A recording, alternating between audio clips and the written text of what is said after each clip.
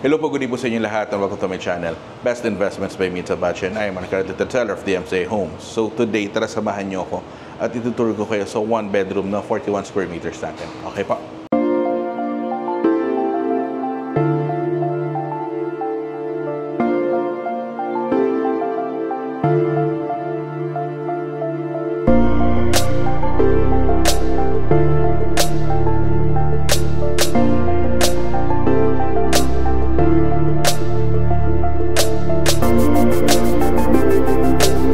Hello po, so kamusta po kayo? So ito right now, ngayon, itutour ko kayo sa aming one bedroom na 41 square meters. So ito yung corner one bedroom namin. So tara, ito po yung malapit sa may elevator lobby. So pagpasok mo, nandito siya sa corner na to.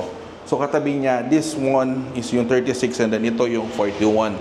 So upon entering the unit, nandito agad yung cabinet system natin. So, this is the actual turnover. So, ito soft close na yan. Same din, kagaya ng mga napanood natin na sa mga 2-bedroom unit kay Alder. Iba na yung cabinet system natin. May mga drawer system na tayo dito. Okay? And then, ang difference lang is iba yung color niya. Okay? So, pagpasok mo, and then dito ngayon, yung placement ng washing machine mo, pwede yan dyan. And then, dito ngayon yung living mo and dining area. I think yung dining pwede dito yan eh. Tapos nandito yung living area. Okay. So, napakaganda nitong corner unit na to. And then dito meron kang balcony. So, dito paglabas mo ng balcony, karamihan ng one bedroom natin, malalawak yung balcony natin.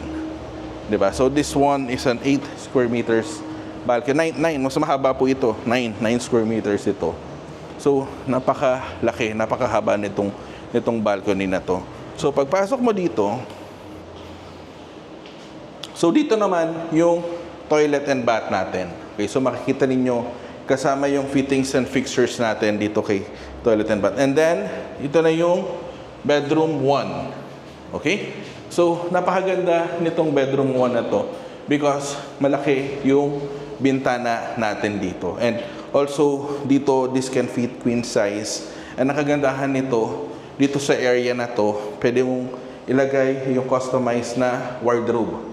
Okay, so yun ang kagandahan nitong unit na to. So, dito na matatapos, dito na end the tour.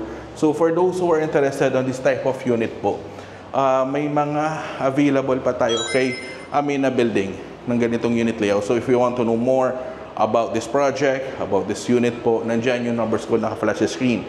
You may contact me anytime through Viber, through WeChat, through Facebook Messenger, through WhatsApp. Pwede tayo mag-schedule ng online presentation via Zoom or pwede tayo mag-schedule ng site viewing. Okay? So, thank you very much for watching po. God bless po. Stay safe po. Bye-bye po.